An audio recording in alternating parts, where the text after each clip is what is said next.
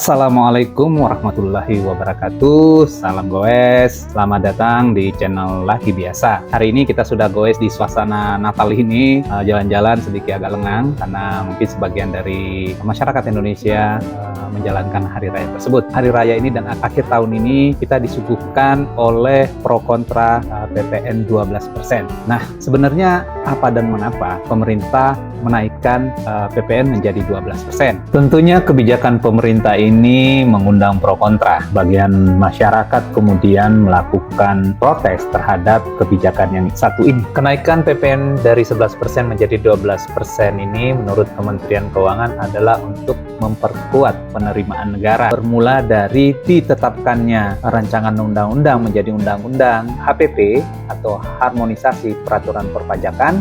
PPN 11 menjadi 12% ini tentu menjadi kado buat kita semua di awal tahun baru nanti. Semoga saja kejutan-kejutan bisa terjadi. Apakah PPN 12% akan tetap diberlakukan atau sebaliknya PPN 12% dibatalkan atau ditunda? Kita tunggu kejutan itu.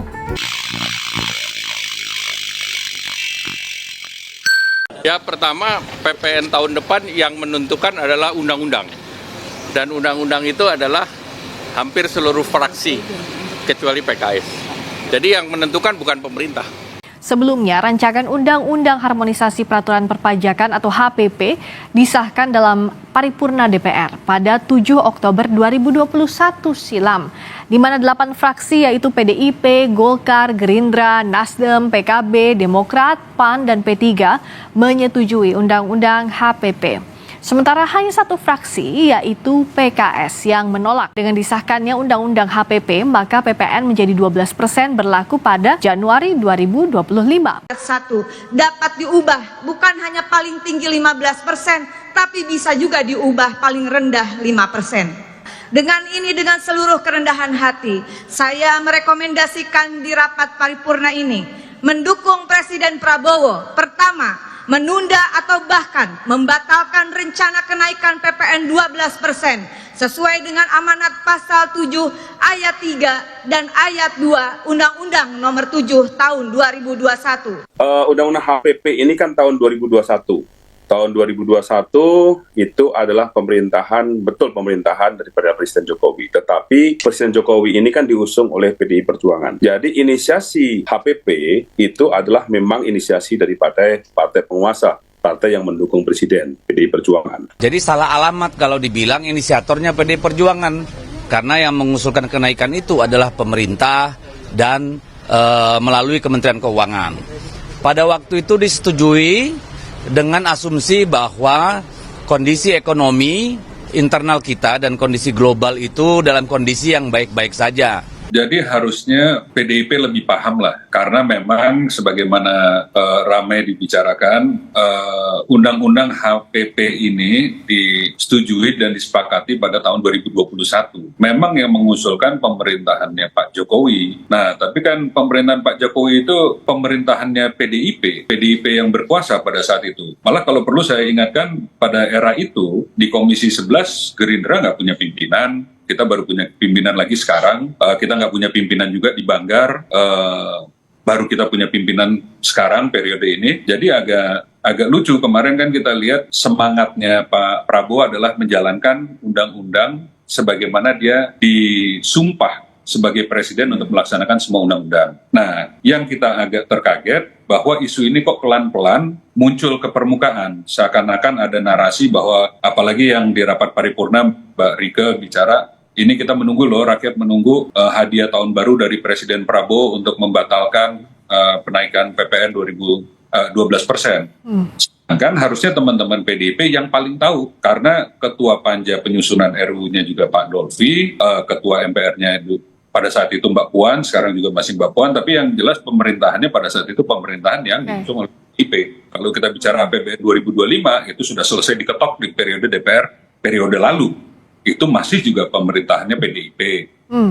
Nah, RUU ini pada awalnya namanya revisi Undang-Undang tentang Ketentuan Umum dan Tata Cara Perpajakan. Jadi itu sebabnya ketika terjadi pembahasan daftar inventarisasi masalah, DIM namanya atau nomenklaturnya berubah menjadi harmonisasi peraturan perpajakan. Inisiatifnya dari pemerintah. Apakah itu pemerintah PDI Perjuangan, Gerindra juga ada di dalamnya lah. Derajat idealitas dari satu implementasi undang-undang. Yang paling ideal, kita semua tahu, Mas Hekal di Komisi 11 pasti tahu.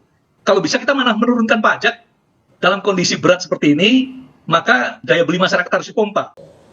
Bukan DPR. DPR ini menjaga tetap sebuah komitmen itu dijalankan oleh para pembantunya Presiden. Pesan itu sangat jelas, Pak Prabowo pada masa kampanye maupun pada saat pidato beliau dilantik.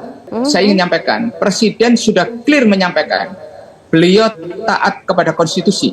Sesuai dengan sumpah sebagai seorang presiden, melaksanakan undang-undang seluruh-seluruhnya. Artinya undang-undang dilaksanakan. Bahkan pada saat Presiden berdiskusi dengan kita semua, saya mohon izin Bapak Presiden, boleh saya menanyakan kembali, apakah berarti PPN multitarif? Ya, multitarif, ada tarif 11% dan 12%. Artinya apa?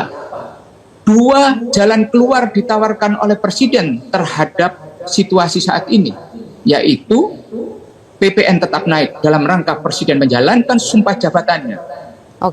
Sebagai seorang presiden, undang-undang dijalankan, tetapi Presiden juga melakukan upaya moderasi, mendengarkan keinginan masyarakat. Yang jelas kalau ditanya ya masyarakat, dunia usaha, pelaku retail, UMKM bahkan inginnya PPN diturunkan. Jadi itu sudah sangat clear. Kalau bisa turun 8-9%, buat apa naik ke 12%. Nah problemnya sekarang ini kan harusnya narasi dan diskusinya digiring. Kalau Pak Presiden memang berpihak kepada rakyat, berpikir ke sana. Sekarang ini pembahasannya adalah mau pakai apa? Merevisi undang-undang HPP-nya. Apakah menerbitkan Perpu, peraturan pengganti undang-undang? Karena dari dasar adanya kegentingan, dasar ekonomi sedang melemah, daya beli merosot, tahun depan yang bisa diandalkan adalah konsumsi rumah tangga dan harus dijaga dengan baik, maka Perpu jadi salah satu yang paling cepat. Karena ini tinggal menghitung hari kan, sudah tanggal 24, sebentar lagi tanggal 1 Januari. Nah atau yang kedua ini kan menunggu DPR-nya kan sedang reses.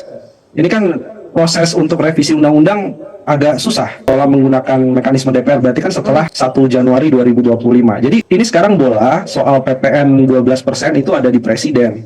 Kalau tadi disebutkan Pak Misbakun antara getaran hatinya Pak Prabowo dengan pembantunya nggak nyambung, ini Pak Prabowo harus menegur nih, karena nggak ada yang bisa dipegang sekarang dari sisi Kementerian Teknis. Kalau Pak Prabowo mintanya hanya selected items, itu selected items apa? Sementara Kementerian Keuangan, ini barang yang kena PPN 12% hampir semua jenis barang, kecuali yang sebelumnya sudah dikecualikan. Ya, moderasi ini akhirnya membuat kebingungan juga, dan sampai hari ini kan belum ada peraturan Menteri Keuangan secara teknis. Artinya dari sisi Kementerian Keuangan juga sedang bingung, barang apa yang disebut oleh tadi Pak Misbakun, barang premium, barang yang dikonsumsi oleh orang-orang kaya itu apa. Jadi kalau mau mengatur barang-barang mewah, pakai instrumennya kan PPNBM. Nah ini kemudian dicampurkan dengan PPN. Sehingga itu multitafsir kepada publik, misalnya kemarin ya, untung sudah dianulir misalnya beras premium. Jadi minyak goreng di luar minyak goreng kita. Minyak goreng yang dikonsumsi masyarakat secara banyak itu minyak goreng bermerek. Apa kena PPN 12%? Jadi ini saya pikir, ini satu, bolanya ada di Presiden. Kalau bisa terbitkan Perpu segera, batalkan itu. Yang kedua, kalau pembantunya tadi tidak sejalan, 100 hari pertama Pak Prabowo, reshuffle Menteri Keuangan. Penurunan daya beli itu sudah terasa ya Mas ya, sudah terasa. Jadi hampir tidak hanya di sektor pariwisata, tapi sektor-sektor lainnya juga begitu. Jadi kalau kita melihat data di OJK juga menunjukkan penurunan dana pihak ketiga yang dikategorikan oleh rumah tangga. Ya. Kalau inflasinya kecil, tapi akan terjadi deflasi yang menunjukkan bahwa masyarakat itu akan mengurangi belanjanya begitu. Nah itu yang kita khawatirkan di PPN akan menaikkan harga-harga ya, dan itu bisa memicu terjadinya inflasi. Sudah banyak riset-riset yang dikeluarkan terkait dengan hal tersebut. Jadi pemerintah sendiri menilai cukup optimis. Naiknya itu tidak terlalu tinggi kalau dari pemerintah.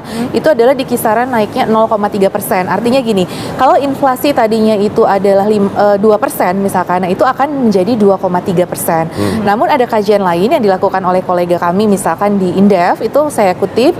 Kami memang berpendapat secara kualitatif memang tidak harus naik. Kita harus tahu mengapa sampai terjadi kenaikan tarif ini. Kenaikan ini sebetulnya terjadi tahun 2020. Tax ratio kita tuh rendah sekali, 8,33% sesuai LKPP BPK.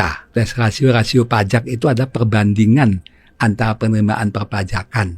Penerimaan perpajakan itu dari pajak dan bea cukai dibagi produk domestik bruto PDB kali rendah sekali ya. Tahun 2020 paling rendah selama 25 tahun terakhir ini. Kalau kami menghitung tambahan PPN naik 1%, itu kurang lebih 75 triliun. Kok naik 2% berarti tambah 150. Iya, betul. PPH naik 2%, itu sekitar naiknya nilai 2%-nya 40 sampai 50 triliun. Ya. Jadi totalnya 200. Iya. Mampukah kita kok membatalkan ini, mengganti substitusi dengan pendapatan lain? Benar. Insya Allah mampu melalui sistem monitoring assessment yang akan menaikkan 1-2% tax ratio senilai berapa itu berarti 250 triliun 250 triliun ya, sampai 500. Lebih mikir-mikir lagi buat jadi konsumtif. Iya, cuma kadang-kadang kalau kita mau pun kita nanti gajinya gede tapi persenannya gede juga, ya menurut kita kapan bisa nabungnya gitu. Dan artinya juga kapan kita bisa punya barang-barang yang kita inginkan, rumah dan segala macam. Menurut saya lumayan membebani ya. Jadi ya sebenarnya kurang setuju lah untuk kenaikan menurut saya itu langkah normal ya yang dilakukan pemerintah ya. Mengingat target penerimaan APBN kita tahun 2025 itu kan untuk pertama kalinya itu sampai 3.000 triliun ya kalau nggak salah ya. Itu sepanjang sejarah baru mencapai segitu tuh. Jadi ya meningkatkan PPN dengan angka yang demikian menurut saya normal aja sih gitu ya. Hibah kena pajak nggak penghasilan? Enggak. Kena. Hibah kena pajak. Dari luar kena. Pertanyaan lu orang-orang pajak, lu pernah tagih nggak pajak-pajak orang di LHKPN? Lu lihat aja tuh di KPK. Banyak pejabat, mantan pejabat hartanya melimpah. Nyebut hibah. Kok nggak dikejar pajak? Kenapa mesti kejar pajak orang menengah? Betul. Yang kejar setengah mati. Betul banget. Iya, kan? Kenapa mesti kejar pajak kita setengah mati sampai 35%? Tengah yang paling tertib nih, Udah sampai pensiun nggak balikin juga toh? Iya. Petisi bertajuk pemerintah segera batalkan kenaikan PPN semakin banyak, bahkan mencapai 187.062 orang per hari ini. Untuk mengingatkan kita semua, salah satu warisan penting Gus Dur yang ingin saya sampaikan adalah keberaniannya menggunakan kekuasaan untuk melayani masyarakat, bukan untuk melayani dirinya sendiri. Gus Dur memahami bahwa kekuasaan adalah amanah, bukan alat untuk memanipulasi atau merugikan rakyat. Hadirin sekalian, inilah yang seharusnya menjadi pelajaran bagi kita semua, terutama bagi para pemimpin kita hari ini. Saat ini kita menghadapi tantangan yang begitu besar. Rakyat hidup dalam kesulitan, harga kebutuhan pokok melonjak, daya beli menurun, kelas menengah turun kelas, bahkan berkurang jumlahnya sebanyak 9 juta orang. Para ekonom menganalisa bahwa konsumsi domestik adalah penopang terbesar laju ekonomi Indonesia. Tetapi justru saat ini ada rencana pemerintah untuk menaikkan pajak pertambahan nilai menjadi 12%. Apakah ini bijak? Mari kita lihat negara lain. Singapura justru memberikan bantuan tunai kepada rakyatnya. Vietnam menurunkan pajaknya dan justru memperkecil jumlah pejabatnya. Namun Indonesia justru mengambil langkah sebaliknya. Jika Gus Dur masih ada, saya yakin beliau akan berdiri bersama rakyat kecil dan mengatakan, hentikan rencana ini. Prioritaskan kesejahteraan rakyat, bukan hanya angka-angka di atas kertas. Turunkan angka korupsi, bukan malah rakyat yang harus dibebani. Hadirin yang saya cintai, ada satu lagi pelajaran besar yang diwariskan oleh Gus Dur, yaitu beliau mampu membedakan mana kekuasaan dan mana kemanusiaan.